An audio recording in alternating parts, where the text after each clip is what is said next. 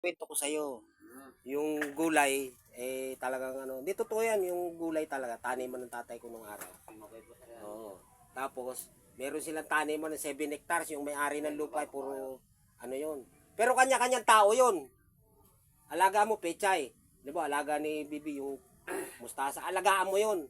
Haharbisin ngayon nila ito yung sakto sa buwan na. Ikaw yung alaga sa harvest? Oh, di, Ah, tauhan ka nga lang eh. alaga. Alam mo ba kung magkano araw ng tatay ko nung araw sa garden? Ah.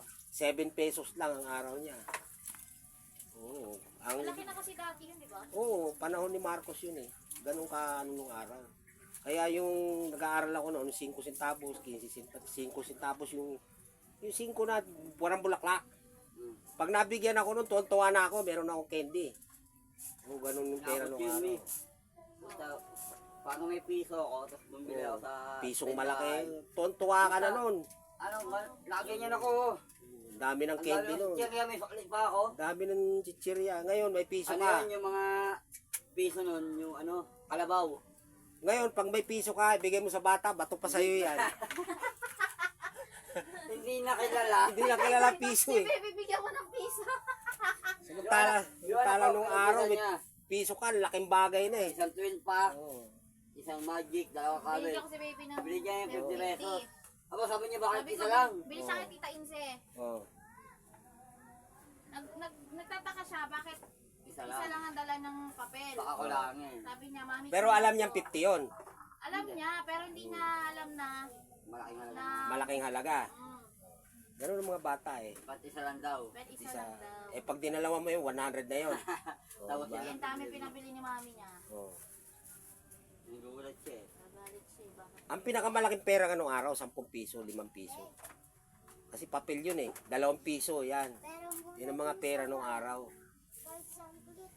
Pero bihira ka na makakita ngayon, mga koleksyon na pera nung araw, bihira na. Ano ba gagawin? Ang ngayon, makikita mo koleksyon sa pitaka, 1,000. Ay, oo. Oo. Buklatin mo yung pitaka ko, meron yan 3,000, tsaka kalahating libo. Kalahating libo, makikita mo yung pitaka ko, may laman. Eh, Oo, pero nung araw, wala kang makikita mga ganyan sa pitaka ko nung araw. Kasi wala naman akong pitaka eh. ano na meron? Bulsa lang. Yung, alam mo yung mga matanda dati, yung ano yung... Hoy! Yan na naman, matanda na naman. Ang matanda si mama nyo, hindi ako. Yung tela na ano ba, yung... Oo, inilalagay sa bewang, yung big Oo. case. Tawag, Oo. bakit nilang yun ang mga matanda yun, binulat Binubula yun, nandun yung mga pera. Ganun yung Yun ang wallet dati. Yun ang wallet nung araw. Oo. Ang galit nga ng mga matatanda. matanda. Nakapulupot Kapulupot, nakasinturon sa bewang yun. Nandun yung mga pera nila. Pag sumakay ng bus, magkano? Oo, magkano? Wag mo kayo gano'n. Tatanggalin yun sa bewang. Bayad po. Bayad po. Yun ang wallet dati, na ba? Oo, yung wallet ng mga matatanda, kagaya ni mama mo.